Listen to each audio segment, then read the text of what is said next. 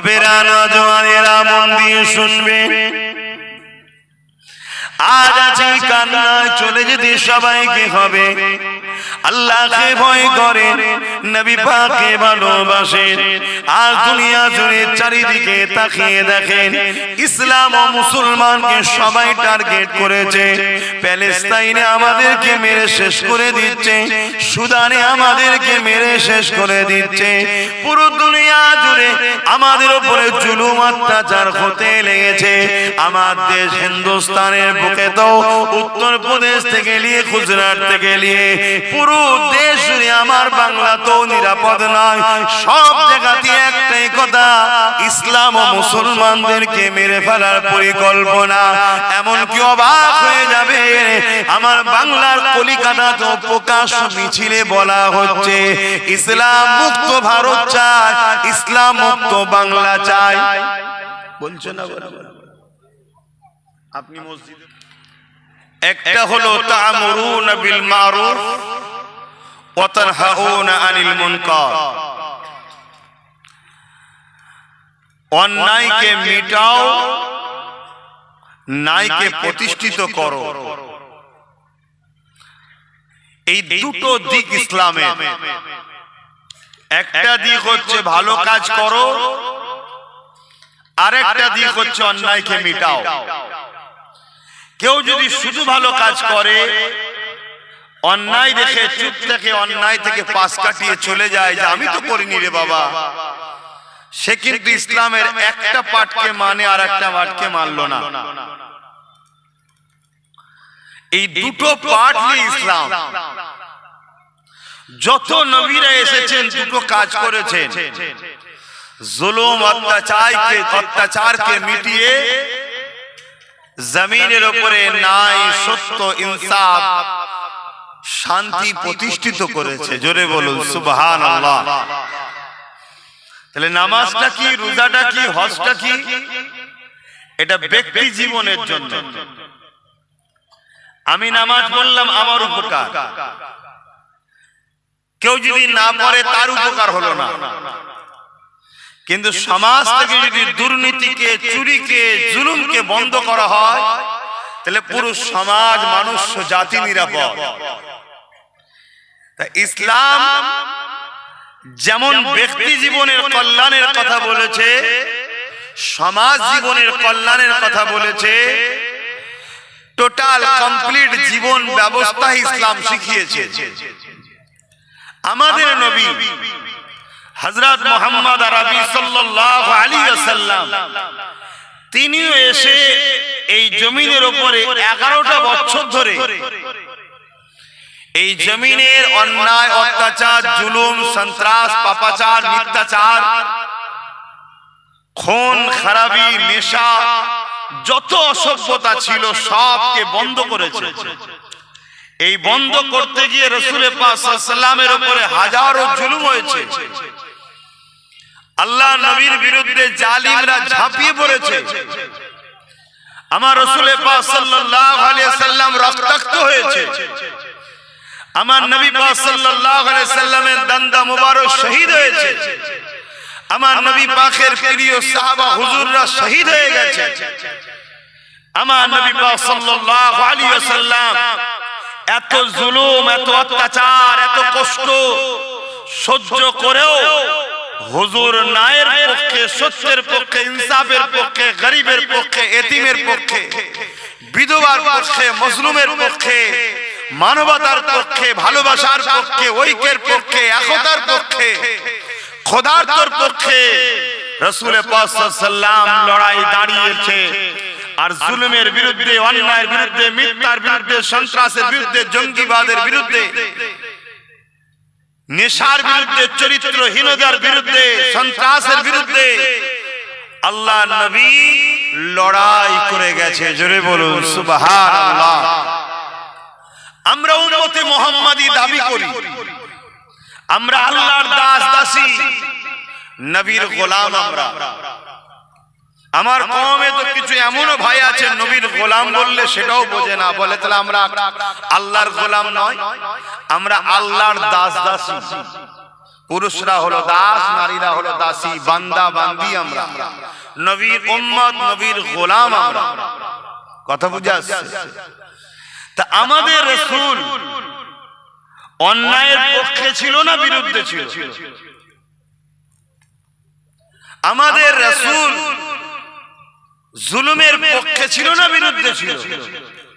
আমাদের রাসূল গরীব দুঃখী অসহায় মানুষের পক্ষে ছিল না বিরুদ্ধে ছিল? জোরে বলো।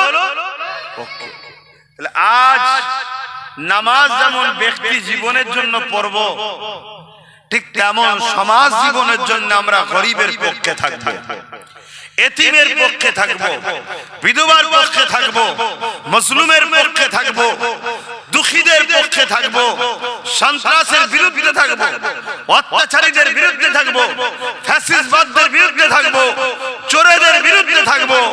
তবেই তো কিয়ামতের দিন বলতে পারবো, হুজুর আমি আপনাকে ফলো করতাম, আমি আপনার উম্মত। তবেই তো নবীর শাফাআতের আশা করবেন। আজ সমাজ ইসলামকে মিটাবার জন্য উঠে পড়ে লেগেছে। যত নেশা বাড়বে জানবে ইসলাম মিটানোর ষড়যন্ত্র হচ্ছে। কেন ইসলাম নেশার বিরুদ্ধে? আমার কথা বুঝছেন তো নাকি? তাহলে যারা নেশাকে প্রমোট করে তারা ইসলামের পক্ষে না বিরুদ্ধে? এটা আওয়াজ দেবেন ভাই। তাহলে আমরা যদি তাদের পক্ষে দাঁড়াই তাহলে আমরা কি ইসলামের পক্ষে না বিরুদ্ধে? যদি আমরা নেশাকে যারা প্রমোট করছে, নেশাকে যারা প্রতিষ্ঠিত করছে, যারা যুব সমাজের ভবিষ্যৎকে নষ্ট করে নেশায় আসক্ত করছে, এদের ভবিষ্যৎকে ধ্বংস করছে, এরা ইসলামের বন্ধু না দুশমন? আর দুশমনদের সঙ্গে আমরা যদি কাঁধে কাঁধ মেলাই তাহলে আমরা ইসলামের বন্ধু না দুশমন? আর ইসলামের দুশমন হয়ে কখনো জান্নাত যাওয়া যাবে এই বিশ্বাস কি আমরা আছে? একটু বুঝুন। দুনিয়াদারি করতে হবে, সংসার করতে হবে, কারবার করতে হবে, সবকিছুর মধ্যেই রহমত আছে, সবকিছুর মধ্যেই গজব আছে। যদি আপনি সংসারটা আল্লাহ ও রাসূলের খুশি মতো করেন তাহলে ওর মধ্যে বরকত ও রহমত আছে, ওতে নেকি আছে। জোরে বলুন সুবহানাল্লাহ।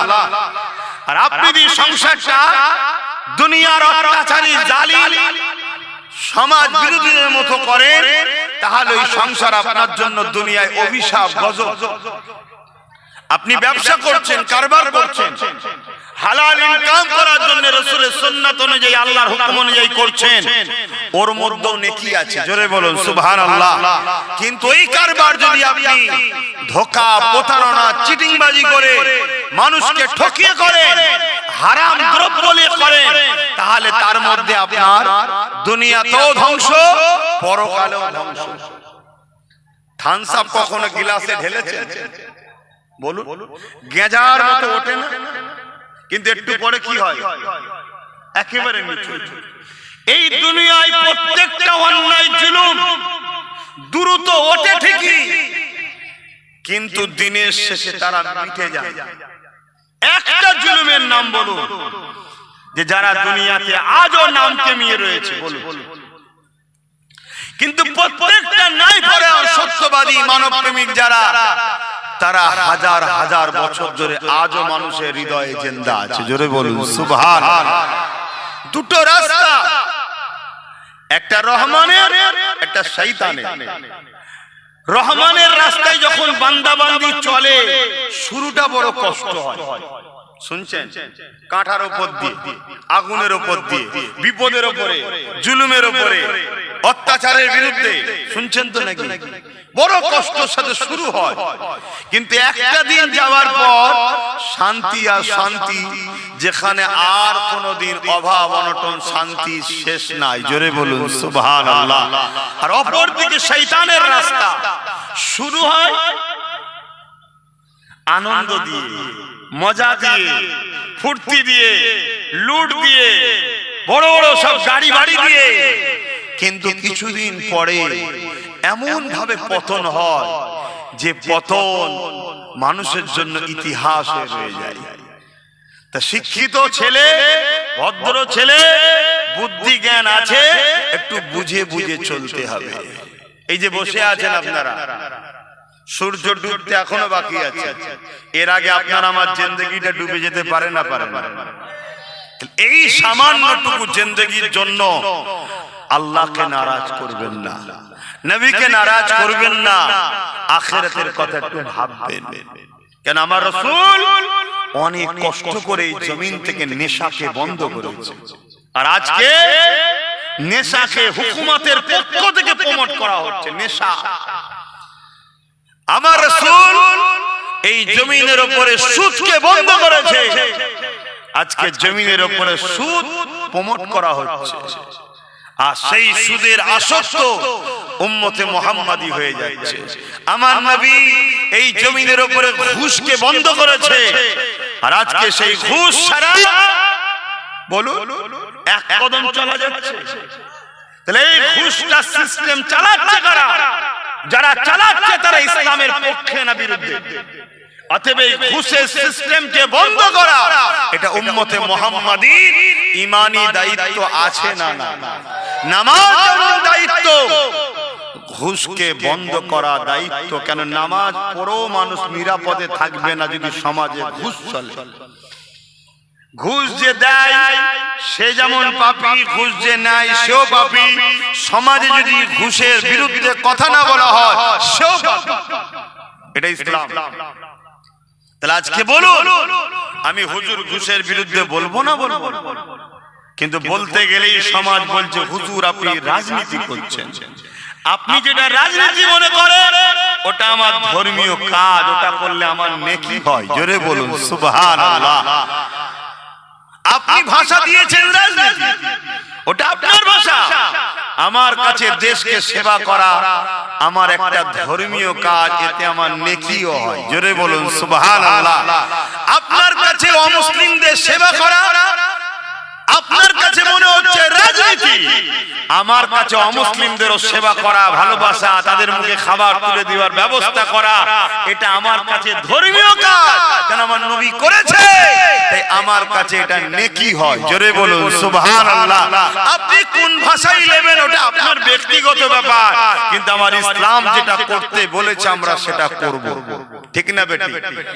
জুলুমের বিরুদ্ধে করা, চোরের বিরোধী, খুনের বিরোধী, ডাকাতির বিরোধী, প্রতারণাকারী, চিটিংবাজের বিরোধী দে করা আপনি মনে করছেন রাজনীতি, কিন্তু আমার কাছে এটা রাসূলের সুন্নাতের নেকি হবে। জোরে বলুন সুবহানাল্লাহ। তাহলে আমাদের ফ্যাসিলিটি দুটো, এক ইমানদার হওয়ার জন্য আমি যখন ভালো কাজ করব তার জন্য নেকিও পাবো, দুনিয়াতেও সম্মান পাবো। জোরে বলুন সুবহানাল্লাহ। বসে তাসবিহ পড়ছেন আল্লাহ আল্লাহ আল্লাহ আল্লাহ আল্লাহ আল্লাহ, আর এদিকে বলছে ইসলাম মুক্ত বাংলা আছে, আপনি বলছেন ওদিকে আমি নেই, ও দেখার আমার দরকার নেই। আপনি কি ভাবছেন আল্লাহ আল্লাহ বলে জানেন কথা বলে? ভালোবাসার নাম এটা? কি গো ভালোবাসার নাম এটা? আমি ভালোবাসবো আপনাকে, কিন্তু বাপ হন আপনি আমার, ঠিক আছে, কিন্তু কখনো এক গ্লাস পানিও দেবো না। বাপেরা বলেন ভালোবাসাটা? ছেলে হিসেবে বাপকে ভালোবাসি বলছি, কিন্তু বাপ বিপদে পড়লে ছেলে দরজা বন্ধ করে রেখে দিয়েছে, বাপের কাছেও যাবে না, দেখতেও যাবে না। এটা কি ভালোবাসা? তাহলে যেমন মসজিদে যেতে হবে, আল্লাহকে ডাকতে হবে, সিজদা দিতে হবে, তাসবিহ পড়তে হবে, তেমন এই সন্ত্রাসদের বিরুদ্ধে কথা বলতে হবে। কেন আমি ইসলামকে ভালোবাসি। বাপেরা, নওজোয়ান তরুণেরা, আল্লাহ নবী জানিয়ে দিলে একটা সময় আসবে আমার উম্মত উম্মতিরা প্রচুর মার খাবে। সাহাবা হুজুররা বলতে লাগলেন, ইয়া রাসূলুল্লাহ, হাবিবাল্লাহ, আমার ভাইদের সংখ্যা কি কম হয়ে যাবে? আল্লাহ নবী বললেন, না, সংখ্যা কম হবে না। এবং কিভাবে মার খাবে আমার উম্মতেরা, আল্লাহ নবী সেটাও জানিয়েছে। যেমন ক্ষুধার্ত পশুরা খাবারের থালের উপরে ঝাঁপিয়ে পড়ে, আমার উম্মত উম্মতির উপরে একটা দিন আসে জালিম অত্যাচারীরা তাদের উপরে ঝাঁপিয়ে পড়বে। রাসূলুল্লাহর এই কথাটা বাস্তবে আজকে মিলছে না মেলে না? একটু হ্যাঁ কি না বলবেন? চারিদিকে দেখুন, জুনায়েদ থেকে নিয়ে, তাবরেজ থেকে নিয়ে, সানাউল থেকে নিয়ে, আমার রাজ্যে তামান্না থেকে নিয়ে, আনিস খান থেকে নিয়ে, কিছুদিন আগে বারাইপুরে দেখলেন না, জ্যান্ত তার পায়ে দড়ি বেঁধে টেনে টেনে নিয়ে যাচ্ছে, চারিদিকে হচ্ছে নয়। তা রাসূল বললেন একটা দিন আসবে আমার উম্মতরা প্রচুর মার খাবে। সাহাবা হুজুররা জিজ্ঞেস করলেন কারণ কি, তাদের সংখ্যা কম হবে? আল্লাহর নবী বললেন না, সংখ্যা কম না, সংখ্যা কম নয়। তো রাসূলুল্লাহ যে বলেছে সংখ্যা কম নয়, তাহলে আপনাদের কি মনে হয় আমাদের সংখ্যা কি কম? জোরে বলছে না? দেখছেন না সবার নজর আমাদের দিকে, সবার নজর কার দিকে বলুন? টিভি বা মোবাইলে সব চলে দেখেন, সবাই মুসলমান মুসলমান মুসলমান মুসলমান মুসলমান মুসলমান মুসলমান মুসলমান মুসলমান মুসলমান, দিন রাত হচ্ছে না। কেন রে বাবা?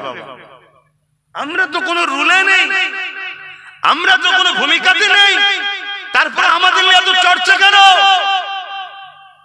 কখনো ভেবেছে? কেন আল্লাহ আমাদেরকে এমন নিয়ামত করেছে, আমরা যার পাল্লায় উঠবো তার তাকদীর খোলে।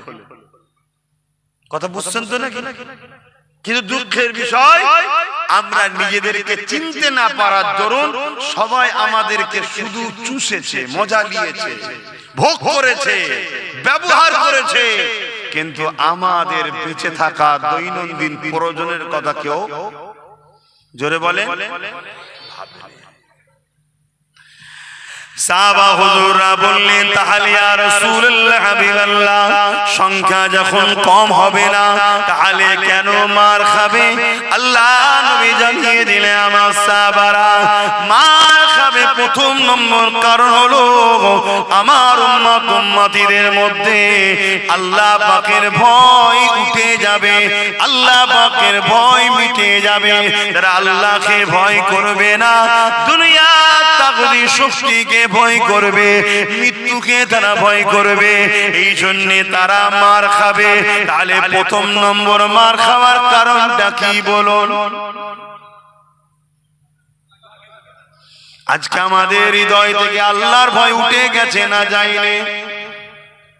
এ মুসলমান যেভাবে বিজেপিকে ভয় করে, যদি একদিন আল্লাহ ওইভাবে ভয় করতে মনে ওলি হয়ে যেত, আমার কথা কি খারাপ লেগে গেল?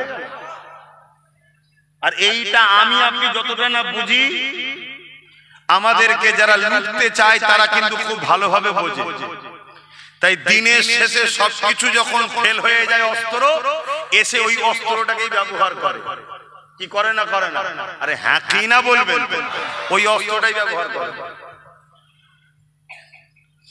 অথচ আমাদের পূর্বপুরুষরা ফেরাউনকে ভয় করেনি, নমরুদকে ভয় করেনি, তারা চ্যালেঞ্জ সামনাসামনি মোকাবেলা করেছে। চেঙ্গিস খান নাম শুনেছেন? চেঙ্গিস খান একটা আতঙ্কের নাম।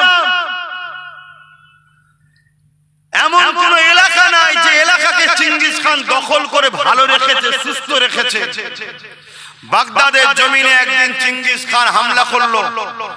বাগদাদের মাদ্রাসা লাইব্রেরিতে আগুন ধরিয়ে দিল, মাদ্রাসাগুলোতে সব আগুন ধরিয়ে দিল। তাহলে আজও মাদ্রাসার উপরে হামলা হচ্ছে না হয়নি? আর সেদিনও হয়েছে না হয়নি? সেদিন চেঙ্গিস খান করেছে, আজকে চেঙ্গিস খানের উত্তরসূরি আমাদের মোদি করছে। কি মাদ্রাসার উপর আঘাত করছে না করে? সে এক লাইনের লোক রে বাবা, একই ক্যাটাগরি।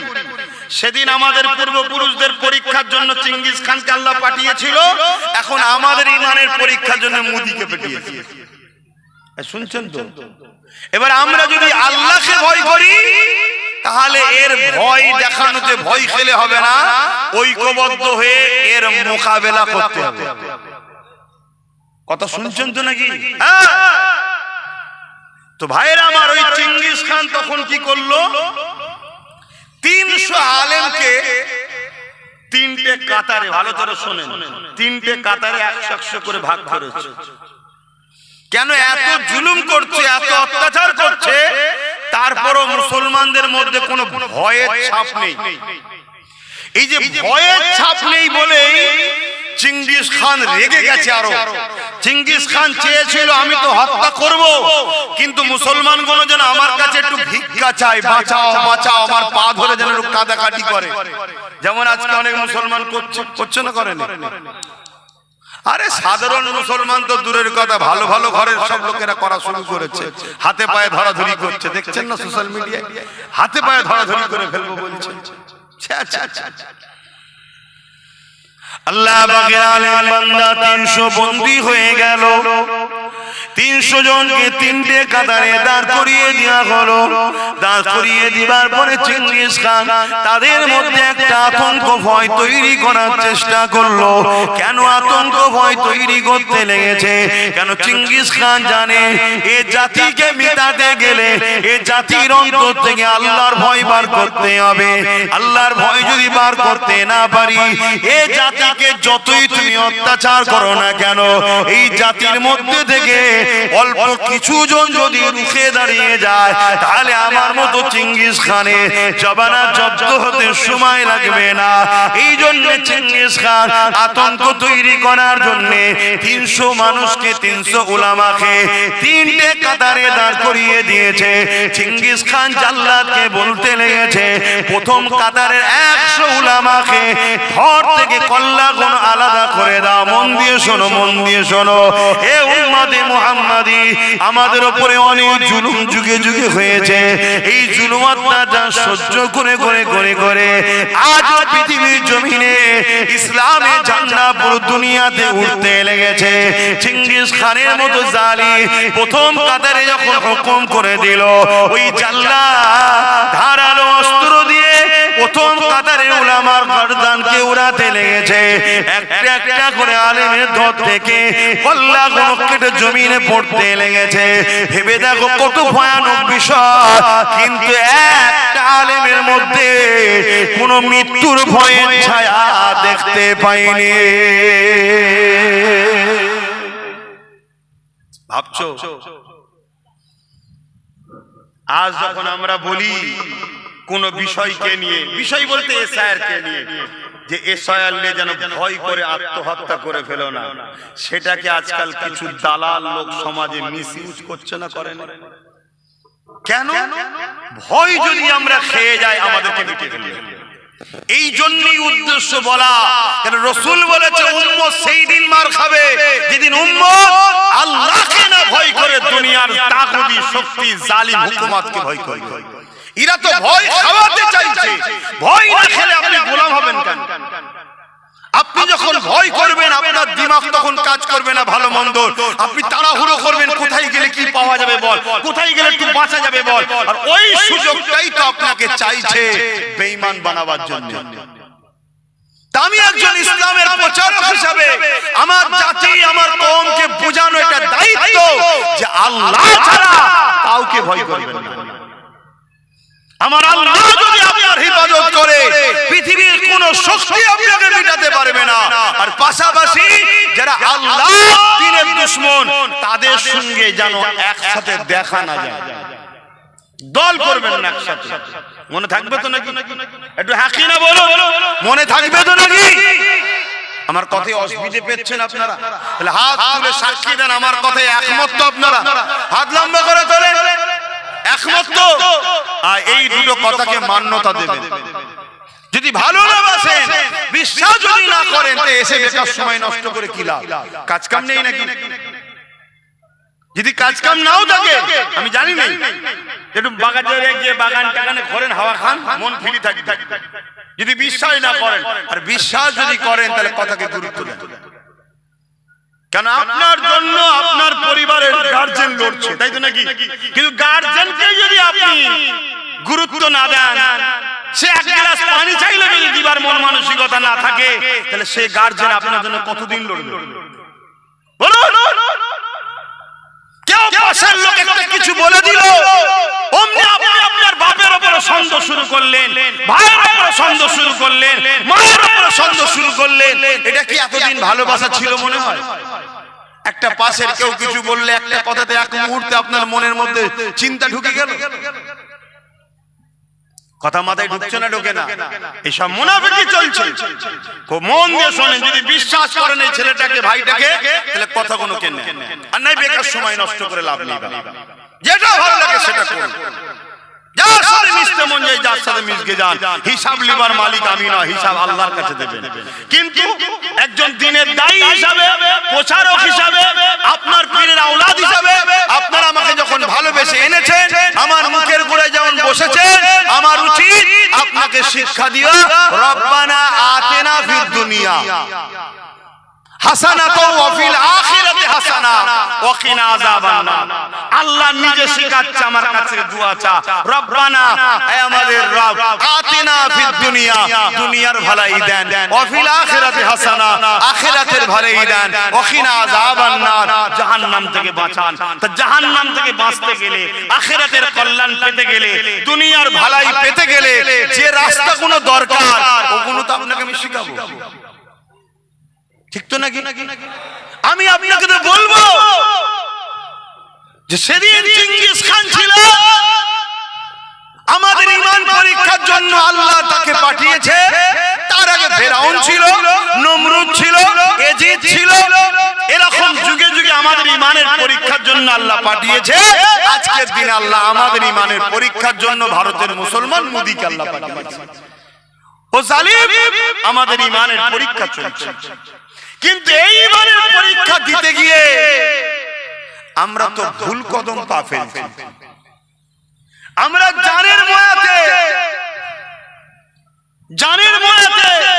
বাঁচার জন্য ছুটছি, কিন্তু একবারও ভাবছি না আমার মসজিদ, আমার মাদ্রাসা, আমার কবরস্থান, আমার ঈদগাহ, আমার কোরআন, আমার নতুন প্রজন্মের বাচ্চাদের কি হবে, এটা কি ভাবার সময় আমরা পাচ্ছি? কি হ্যাঁ কিনা বলেন? তার মানে কি এমন ভয় খাইয়ে দিয়েছে, ভাবার সময় নেই। তাহলে প্রথম কাতারে 100 আলেম ছিল, গর্দান উড়াচ্ছে, ওর মধ্যে থেকে একটা আলেম দ্বিতীয় কাতারে চলে গেছে। চেঙ্গিস খান দেখে কিছু বলেন, শুনছেন তো? দ্বিতীয় কাতারের আবার গর্দান উড়াতে বলল। ওই যে প্রথম কাতার থেকে যিনি এসেছিলেন তিনি দ্বিতীয় কাতার থেকে তৃতীয় কাতারে চলে গেলেন। তৃতীয় কাতারে এসে চেঙ্গিস খান ওনার সামনে এসে দাঁড়িয়েছে। সামনে এসে দাঁড়িয়ে বলছে, এই উলামা, তিনি একটু বয়স্ক আলেম ছিলেন, তুমি এবারে কোন কাতারে যাবে? প্রথম কাতার থেকে দ্বিতীয়, দ্বিতীয় থেকে তৃতীয় কাতার, এবারে তুমি কোন কাতারে যাবে? তোমাকে কে বাঁচাবে? এরকম একটা জায়গায় দাঁড়িয়ে থেকে ঈমান কাকে বলে শুনুন, আল্লাহকে ভালোবাসা কাকে বলে শুনুন, মুসলমান কাকে বলে শুনুন। এরকম একটা জায়গায় দাঁড়িয়ে থেকে ওই বুজুর্গ আলেম বলছে আমার আল্লাহ আছে। জোরে বলুন সুবহানাল্লাহ, আরো জোরে বলুন সুবহানাল্লাহ। আমরা বলতে পারছি?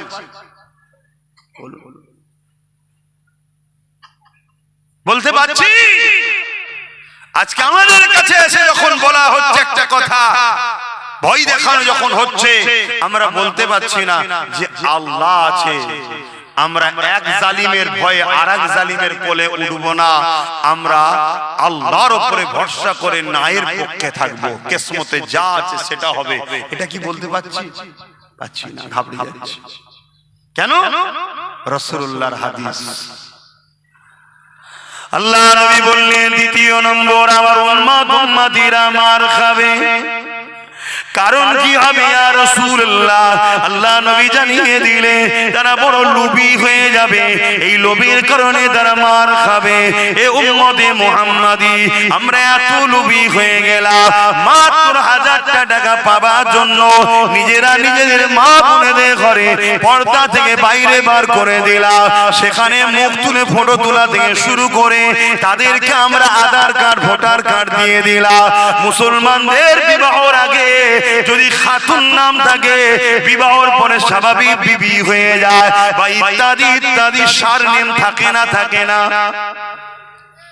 আর এই আধার কার্ড, ভোটার কার্ড যখন পেয়ে গেল, ঠান্ডা ঘরে বসে বসে দেখছে এগুলো তো ফাঁসানো যাবে।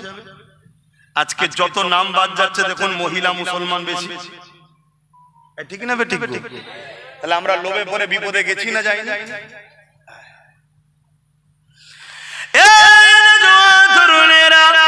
অনেক আগে বলে গিয়েছিলাম, শুনেছেন কি জানি না, এটা আপনাদেরকে মারার ফাঁদ পাতা হচ্ছে। যেমন দেখবেন একটা মুরগিকে ধরার জন্য কি করা হয়? চাল ছড়ানো। মুরগি মাথা হাট করে খেতে খেতে আসা যে চাল ছড়ায় আস্তে আস্তে আস্তে আস্তে ওখানে ছড়িয়েছে, এখানে ছড়াচ্ছে, এখানে ছড়াচ্ছে, আস্তে আস্তে ঘেরার মধ্যে নিয়ে যাচ্ছে। আর ও খেতে খেতে খেতে খেতে খেয়ালই নেই ঘেরার মধ্যেই ঢুকছে, তারপরে ধরে ফেলে। তা আমাদেরকে এভাবে চাল ছড়াচ্ছে, 1000, 1200, 500 করে ইমামের বাড়াচ্ছে, আমরা খেয়েই যাচ্ছি। আমাদের খেয়ালই নেই যে ওয়াকাফ কালা কানুন মেনে নিয়েছে, খেয়াল আছে? আমরা ভুলেই গেছি ওয়াকাফের কথা। আমাদের খেয়ালই নেই যে 32,000 চাকরিকে বাঁচাবার জন্য এসআইআর এর ফরমে সৈকত দিয়ে এসছে যে এসআইআর পড়ো বাংলায়। আমাদের খেয়ালই নেই। আর এই কথা যখন আব্বাস সিদ্দিকী বুঝাবে, আমার কওমের মধ্যে একদল গাদ্দার আছে, তারা আমার বিরুদ্ধে আপনাদের কাছে শোনাবে। আর আপনাদের মধ্যে থেকেই আবার কিছু মানুষ দ্বিধা দ্বন্দ্বে পড়ে যান যে কি হবে বল দেখি, কোনটা কি বল দেখি। একবারও ভাবলেন না যে আব্বাস সিদ্দিকী কি জন্য লড়ছে আর যে আমায় বুঝাতে এসেছে সে কার জন্য লড়ছে। আমি তো লড়ছি দুটো কারণ। একটা কারণ, আমি যেমন কারো ধর্মের বিরুদ্ধে নয়, কারো ধর্মের বিরোধী করার পক্ষপাতিত্ব নয়, তেমন আমার ধর্মের বিরোধী কেউ করুক এটাও আমি পছন্দ করি না। দ্বিতীয় নম্বর, আমার কম যেন একটু ইজ্জতের রুটি খেতে পারে, এজন্যই তো লড়ছি। আমার কি ইন্টারেস্ট আছে? বাপেরা, নওজওয়ানেরা, রাসূলুল্লাহ দ্বিতীয় নম্বর কারণ কি বললেন? আমার উম্মতিরা বড় লোভী হয়ে যাবে। এত লোভী হয়ে গেছি যারা কোরআনের দুশমন, তাদের সঙ্গে আলেম, হুজুর, মুফতি, মাওলানা দল করতে নেমে পড়েছে।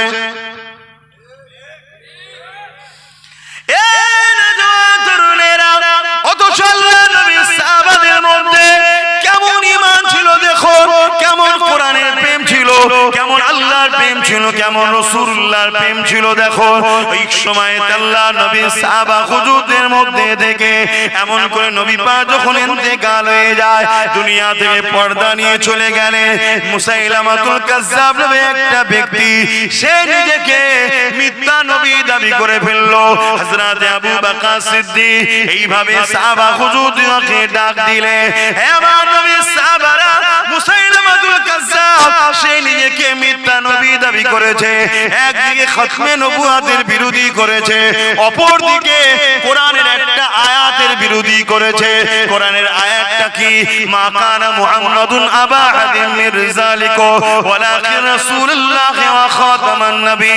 আল্লাহ পাক কোরআনের মধ্যে বলছে ওয়ালাকিন রাসূলুল্লাহ ওয়া খাতামান নবী, আমার নবী পাক হলো শেষ নবী, নবুয়ত হলো খতম আমার নবীর দ্বারা। এই যে কোরআনের আয়াত, এই আয়াতের বিরোধী মুসাইলামাতুল কাজ্জাব করেছে এবং রাসূলুল্লাহ খতমে নবুয়ত, আল্লাহ নবী বলে দিন আনা খাতিমুন নবী, আমি শেষ নবী, এই খতমে নবুয়তের বিরোধী করেছে। এই জন্য আবু বকর সিদ্দিক সাহাবা হুজুরদেরকে ডেকে বলতে লাগলে, এ সাহাবা ভাইরা, এই মুসাইলামাতুল কাজ্জাব একদিকে যেমন খতমে নবুয়তের বিরোধী করেছে, অপর দিকে তেমন আল্লাহ পাকের কোরআনের একটা আয়াতের বিরোধী করেছে। তোমরা কি ফয়সালা দিচ্ছ বলো? এ যুবক মন দিয়ে শোনো, মরণ তোমার একদিন না একদিন হবে। ওই কবরের জমিনে কোন দাদা দিদিকে পাবে না, ওই ময়দানে মাশরে কোন দাদা দিদিকে কাজে পাবে না। রিজিকের মালিক আল্লাহ, দুটো চোখ দিয়েছে আল্লাহ, দুটো পা দিয়েছে আল্লাহ, বিবেক বুদ্ধি দিয়েছে আল্লাহ, জ্ঞান দিয়েছে আল্লাহ। আল্লাহকে ভয় করো, দুনিয়াদারি করতে হবে, সংসার করো, ব্যবসা করো, রাজনীতি করো, রাষ্ট্রনীতি করো, যাই করো না কেন, আল্লাহ দ্বীনের সঙ্গে গাদ্দারি যেন না হয়ে যায়, আল্লাহ দ্বীনের সঙ্গে দুশমনি যেন না হয়ে যায়, এটাকে মাথায় রেখে চলতে হবে। তাই আপনাদেরকে জানাই, এই মুসাইলামাতুল কাজ্জাবের বিষয়ে কি করা যায়। হযরত আবু বকর সিদ্দিক সাহাবা হুজুরদেরকে জিজ্ঞাসা করলেন, হযরত আবু বকর সিদ্দিকের উত্তরে সাহাবা হুজুররা বললেন, হে আমিরুল মুমিনিন, আপনি এখন আমাদের খলিফা, আপনি যা বলবেন আমরা তাতে ঐকমত সহমত দেব। আপনি যা বলবেন। হযরত আবু বকর সিদ্দিক কি বলেছিল? যে ওরা যা বলছে বলুক গে, যা, আমরা তো ওদের কথা মানি না, এরকম বলেছিল নাকি?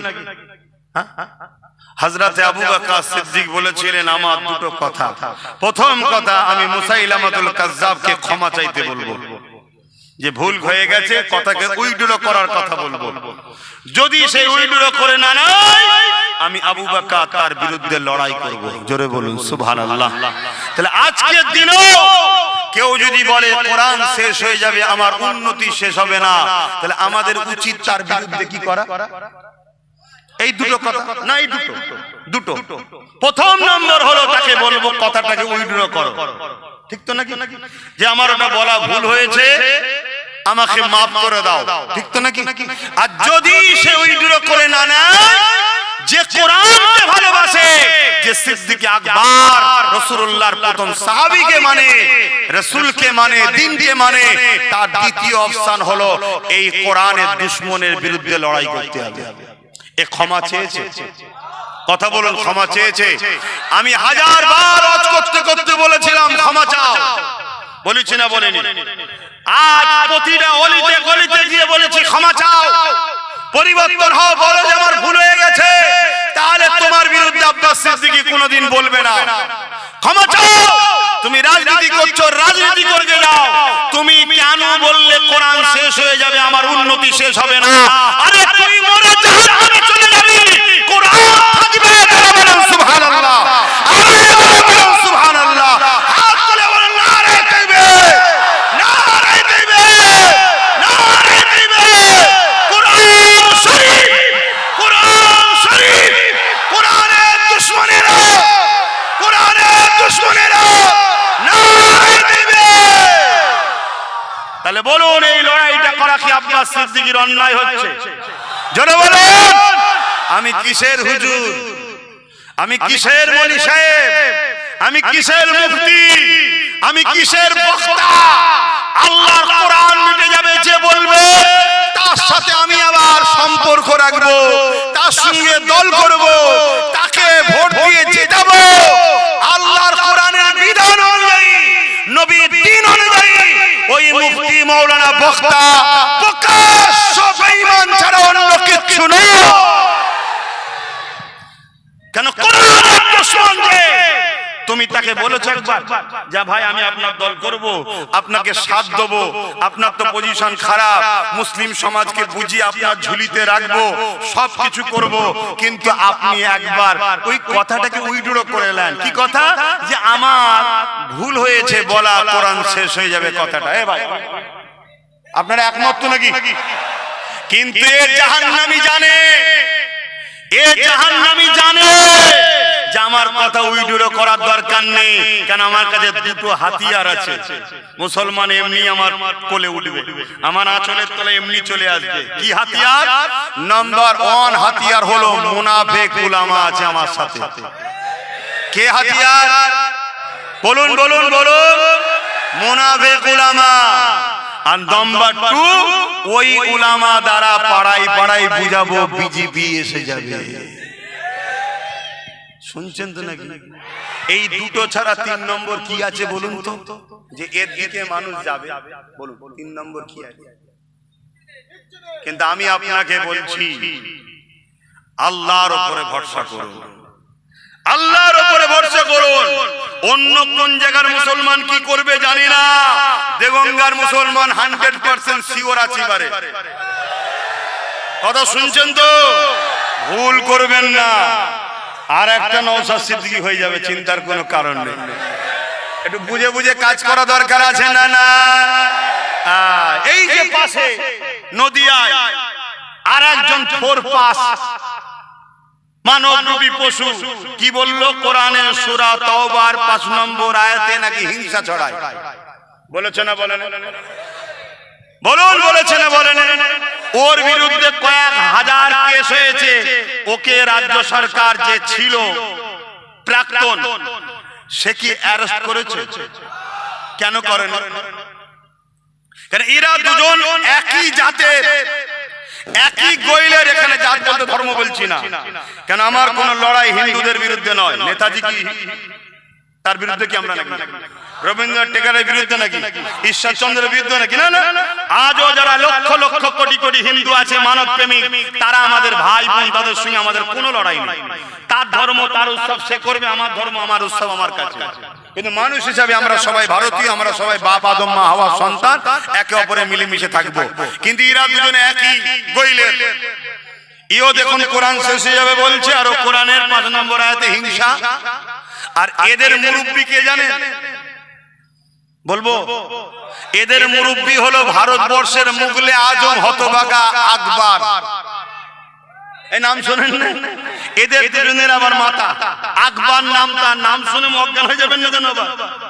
কেন নাম এখন অনেক রয়েছে, আব্দুল করিম, আব্দুল সলিম, আলু, অনেক কিছু রয়েছে, শুনছেন তো নাকি?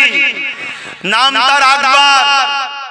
সেই আকবর কোরআনকে মিটাবে বলে দ্বীনে ইলাহি লিখেছিল। মুরব্বীরা জানেন তো? আমার কথা শুনছেন তো আব্বা জানেরা? আবার এদের সবার মুরব্বী আব্বা ওই যে মুসাইলামাতুল কাজ্জাব, যার কথা বলছিলাম। তাহলে হযরত আবু বকর সিদ্দিক মুসাইলামাতুল কাজ্জাবের কাছে গেল।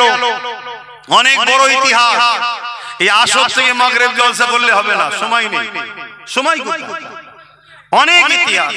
কিন্তু আমার তো দ্বিতীয় জলসাও আছে, আবার সব 1 বছর আগে থেকে হয়ে আছে, কি করা যাবে? তো ভাইরা আমার, এত সুন্দর বাগান জানলে 2টো 3টে থেকে 5টা করলে আরো ভালো ছিল। 5টা থেকে নামাজ পড়লে ভালো। কেন 2 ঘন্টা মিনিমাম না হলে ওষুধ ঠিকভাবে দেওয়া যায় না, চিকিৎসা একটু ভালো করে করতে হয় না? কিন্তু বলুন আব্বাস সিদ্দিকী লড়ছে কি জন্য? কোরআনের পক্ষে না বিরুদ্ধে? জোরে বলো।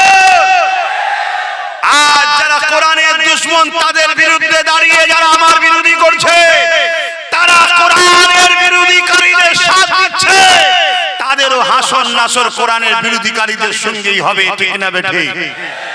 তো ভাইরা আমার, যুগে যুগে লড়াই হয়েছে, আজও হচ্ছে, আগামী কালও হবে।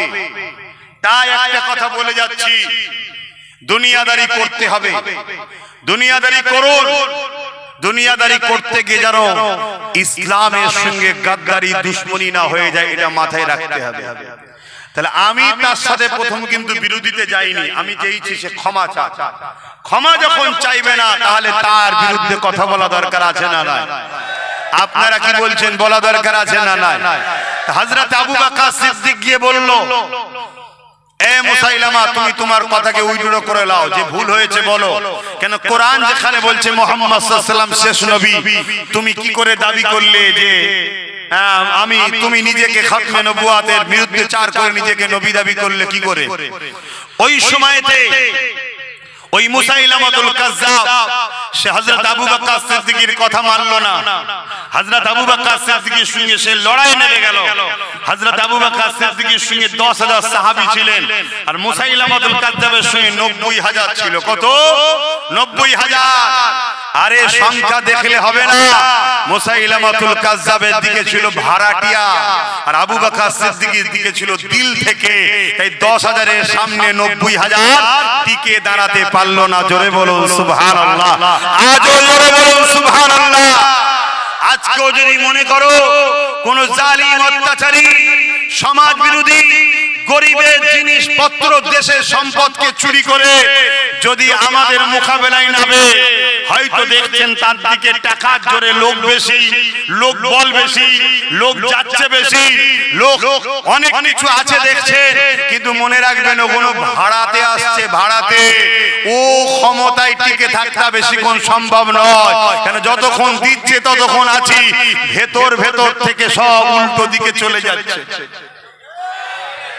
হয়তো তোমার আমার কাছে চাল চুরি করার টাকা নেই, কিন্তু মনে রাখবে তোমার আমার হৃদয়ে একে অপরের জন্য ভালোবাসা আছে না নাই?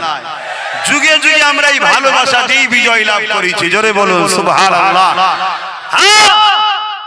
জিতার আগেই যদি জিতার আগেই যদি চাল চুরি করে খাস, তাহলে জিতার পরে কি চুরি করবি রে?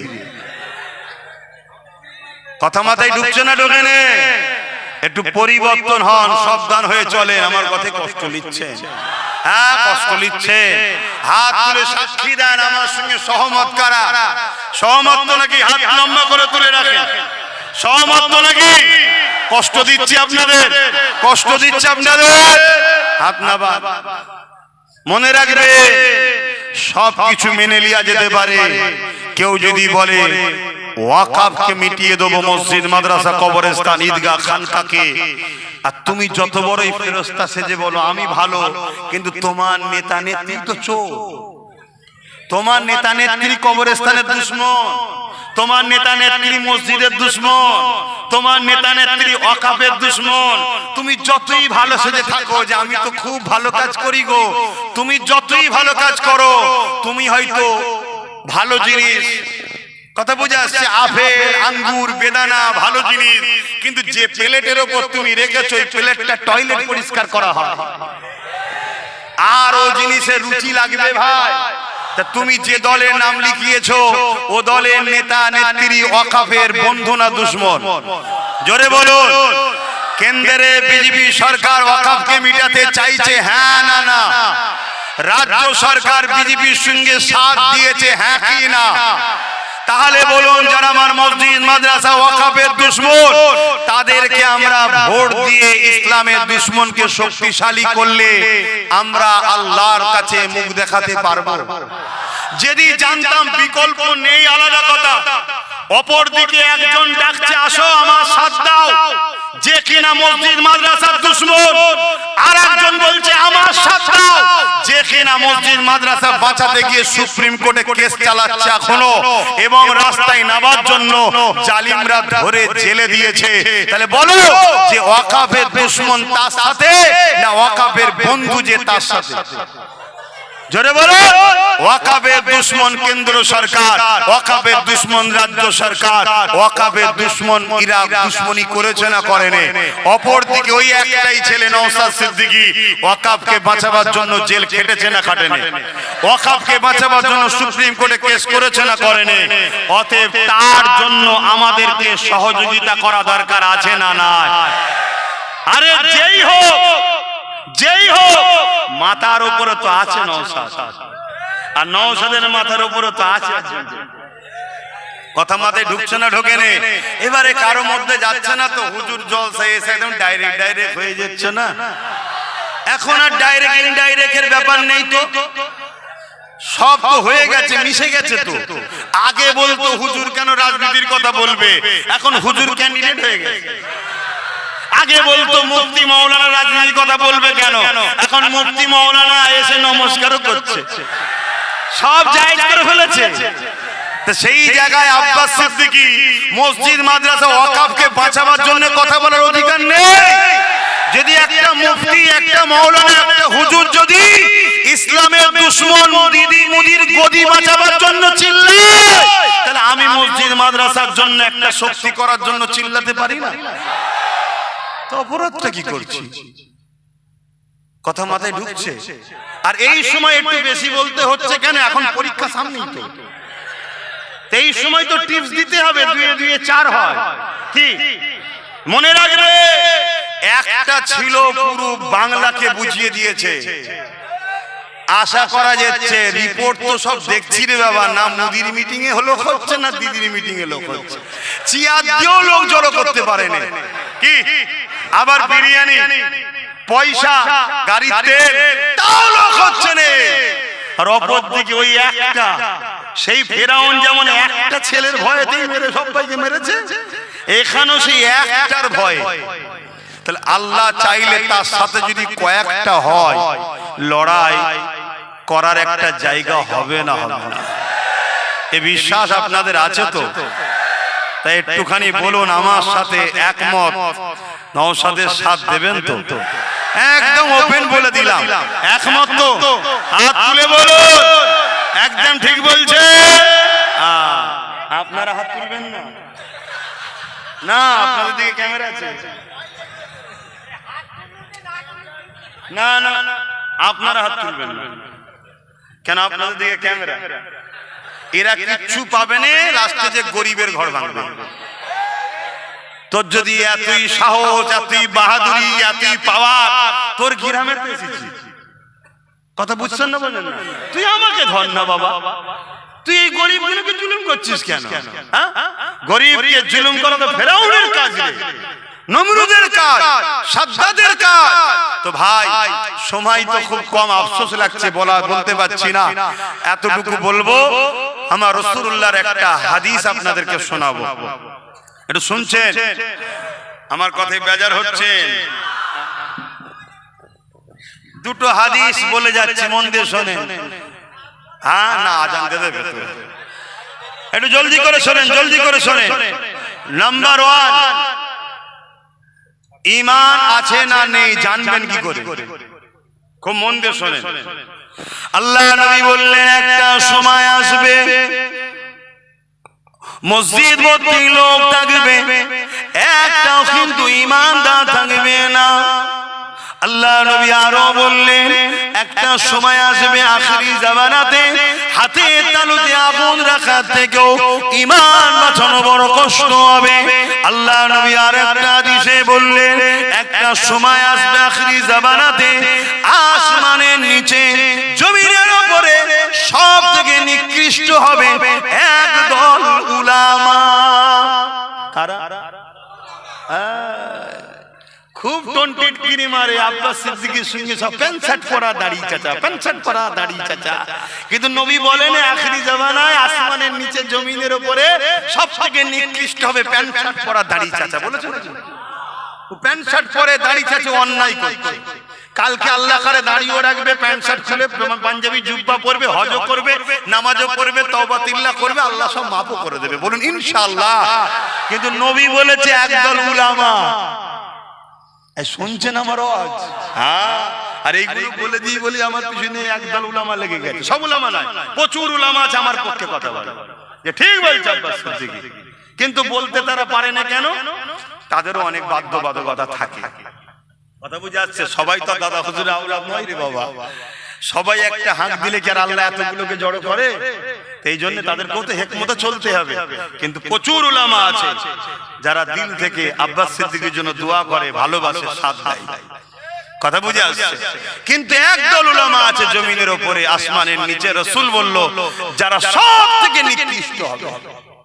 তার নমুনা দেখুন না, তার নমুনা হাতে হাতে প্রমাণ হচ্ছে, হচ্ছে নয়? হ্যাঁ, তার হাতে হাতে প্রমাণ হচ্ছে। আজ এই কয়েকদিন আগে কেউ যদি বলে যে যে ভাই আমি ওসব পুরাতন কথা ছেড়ে দাও, আমি ঢুকার পর থেকে আমি তো ঢুকেছি পরিবর্তন করতে, সংযোজন করতে। আরে সংযোজন সংশোধন আলহামদুলিল্লাহ অন্য কাতারে হয় না, আমাদের কাতারে হয়। কোন একজনকে ঢুকিয়েছি, সেই দিন থেকে 5 ওয়াক্ত নামাজ পড়ছে সে এখনো পর্যন্ত। কথা বুঝে আসছে না? না বুঝতে পারছেন তো? অনেক সমালোচনা হয়েছিল, কিন্তু 2 মাস ধরে তাকে বাজানো হয়েছে। তারপরে তওবা তিল্লা করিয়ে ক্ষমা যাদের সাথে হয়েছে করিয়ে আজকে ঢুকেছে। সেই দিন থেকে নিয়ে 5 ওয়াক্ত নামাজ পর্যন্ত ধরে গেছে। এটা ভালো লক্ষণ না খারাপ লক্ষণ? তাহলে মানুষ যদি ভুল করে নিয়েছে ভালো করতে হবে তো নাকি? বাবা তুই রাজনীতি করছিস কর, তা নামাজ ছেড়ে দিবি কেন? নামাজটাও পড়, ঠিক না বেটি? তাহলে এই শিক্ষা তো আমাদের কাছে পাওয়া যায়। তুমি বলছো আমি মুফতি সাহেব আমি গিয়ে সব ঠিক করব, পরিবর্তন করব, আমি হুজুর সাহেব আমি গিয়ে পরিবর্তন করব। তুমি তো পরিবর্তন দূরের কথা, একজন বলছে জাহান্নামে দাঁড়াতে বললে জাহান্নামে দাঁড়াবো, আর তুমি আরেকটা দিকে বলছো জাহান্নামে লাফ মারবো, মানে আগুনে, বলছে আগুনে গিয়ে লাফ মারবো। কথা বুঝছেন না বোঝেন না? এরা কি পরিবর্তন করতে পারবে মনে হয়? এরা তো নিজেরাই অপরিবর্তন হয়ে সঙ্গত সে খারাপ হয়ে যাচ্ছে। আর একজন কি বলছে যে না আমি থাকলে অনেক পরিবর্তন হবে। আরে তুমি যাওয়ার পরে বক্তব্য দিচ্ছে কি যে মাদ্রা মসজিদে মসজিদে জুম্মার দিনে উস্কানোমূলক বক্তব্য যেন না দেওয়া হয়। এবারে আমার মসজিদে উস্কানোমূলক বক্তব্য দেওয়া হয়, আমার মসজিদকে অপমান করা হলো। আমার ইমাম দেখলে, আমার ইমাম দেখলে সাম্প্রদায়িক, আমার ইমাম দেখলে সমাজ বিরোধী, আমার ইমাম দেখলে উস্কানিমূলক বক্তব্য দেওয়ার জন্য ইলজাম দাগ লাগানো হলো না? হলো না? এই সাহসগুলো তোমাদেরকে দিচ্ছে কি? বলছে সাহস তো আমার হাতে রিমোট আছে। এক ওই মুনাফিক দালাল মার্কা উলামা আছে, দ্বিতীয় হচ্ছে বিজেপি আছে। বুঝছেন না? যেই দেখবেন বিপদ অমনি ভাই ভাই। বিজেপি হিন্দু পাড়ায় যে বলছে আমাদেরকে নিয়ে আসো, নাই সব মুসলমানরা পাকিস্তান করে ফেলবে, বলছে না বলে। আর ইনি মুসলমানের পাড়ায় এসে কি বলছে, ওরকম করো না তাহলে বিজেপি চলে যাবে। দুজনের সেটিংটা দেখেছো? আর দিনের শেষে আমার ছেলের পড়াশোনা নেই, চাকরি নেই, কর্ম নেই, স্কুল নেই, রুজি নেই, রুটি নেই, এটা তো নেই নেই। আবার আমার বোল্ডুজার দিয়ে মাদ্রাসা ভাঙা হচ্ছে, বোল্ডুজার দিয়ে ঈদগাহ ভাঙা হচ্ছে। তা আমি যে কথা বলছিলাম, ঈমান আছে না নাই বুঝবেন কি করে? যে যার মতো বুঝবে। আমার ঈমান আছে না নাই আমি বুঝবো কি করে? তা আপনার ঈমান আছে না নাই আপনি বুঝবেন কি করে? রাসূলুল্লাহ বুঝার রাস্তা দেখাচ্ছে। একটু বলি, কেউ যদি অন্যায় করে আর তাকে যদি অন্যায়টা ধরিয়ে দেওয়া হয়, সে যদি সঙ্গে সঙ্গে অনুতপ্ত হয় যে হ্যাঁ আমি এটা ভুল করেছি, এটা অন্যায় হচ্ছে, আল্লাহ রাসূল বলছে সে গুনাহগার, কিন্তু তার মধ্যে ঈমান এখনো আছে। জোরে বলুন সুবহানাল্লাহ। দ্বিতীয় নম্বর কথা, ঈমান আছে না নাই বুঝবেন কি করে? আল্লাহ নবী বলছে তিনটে খসলতের মধ্যে একটা বৈশিষ্ট্য, একটা খসলত যার মধ্যে আছে তার মধ্যে ঈমান আছে, আর যার মধ্যে এই তিনটের মধ্যে কোনোটা নেই তার মধ্যে ঈমান নেই। নাম্বার 1 কি?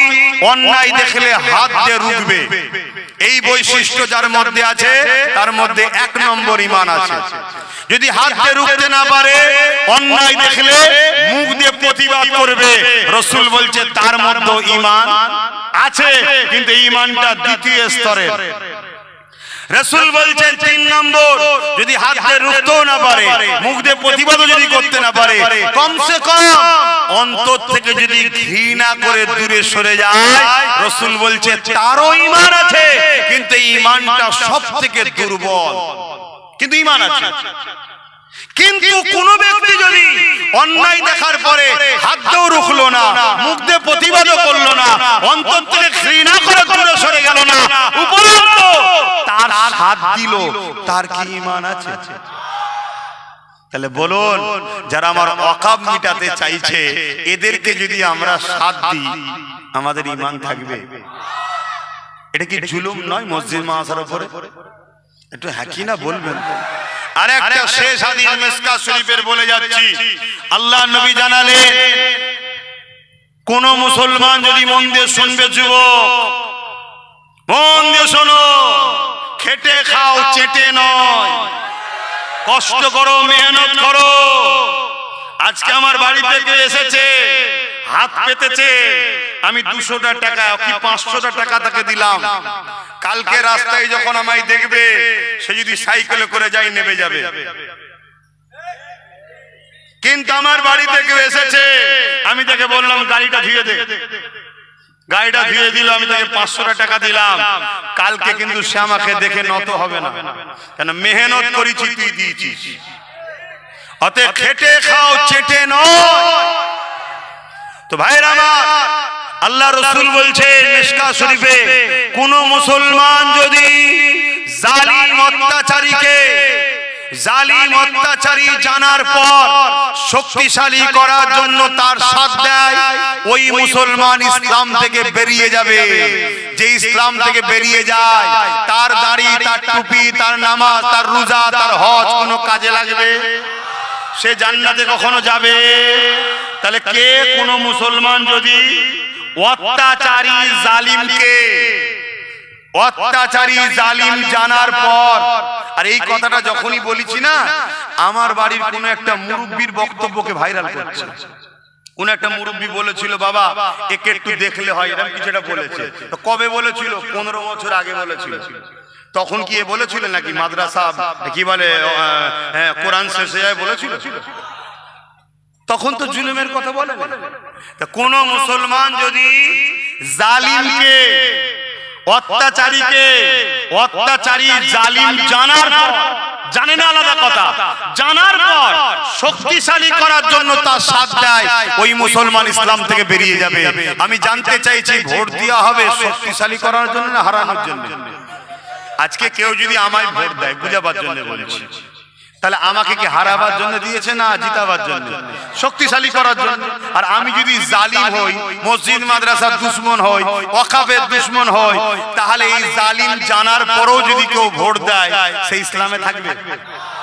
তাহলে কেন্দ্র ও রাজ্য সরকার ওয়াকফের দুশমন হ্যাঁ কি না? তা জানার পর সুইচ যদি দাও ইসলামের মধ্যে থাকা হবে? কি বলছো?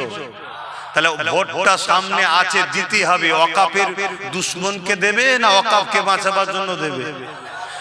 কারা কারা বলছেন ওয়াকফকে বাঁচাবার জন্য দেবে? একটু হাত তুলে সাক্ষী দেন। ক্যামেরার সামনে যারা আছেন তুলবেন না, হাত না ভাই, শুনছে? কিন্তু একটা প্রশ্ন, ওইখানে গিয়ে যদি মনে করেন যে 1000টা টাকা দিয়েছিল, ভাইজান তো দেখতে পাচ্ছেন কি হবে? ওয়াকফের দুশমনকে দেবেন নাকি? যখনই টিট করে মারবেন আমার দেখার দরকার নেই, ইসলামের দুশমনকে যখনই শক্তিশালী করবেন ইসলাম থেকে, এটা মাথায় থাকবে তো। এই হাদিসটা আমার আব্বা হাদিস নাকি আমার দাদু রাসূলুল্লাহর হাদিস, মিশকাত শরীফে। কথা মাথায় ঢুকছে? কোন মুফতি মাওলানা বলে দিক এই হাদিসটাকে বয়ান করে যে আব্বাস সিদ্দিকী ভুল বলছে। কথা শুনছেন না শুনেন না? কথা শেষ। আপনাদেরকে বাঁচাবার জন্য দায়িত্ব আছে না নাই? একটুখানি দোয়া করব, তার আগে একটু সালাম পড়ে লিয়া নবী।